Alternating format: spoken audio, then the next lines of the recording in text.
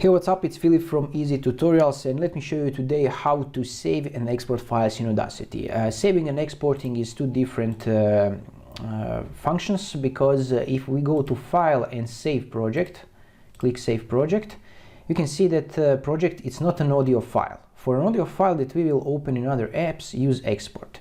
Okay, click OK, and now if we save, for example, this will be our project file. And as you can see, after you save it, you can see this this icon, Audacity icon. This is AUP3 file. This means that this is Audacity file. But if you want to export this as MP3 or WAV, go File and Export Audio. And over here you can choose the name, you can choose the folder, and you can choose the format. For example, MP3 and so on and so on. And just click Export over here. You can export entire project, multiple files.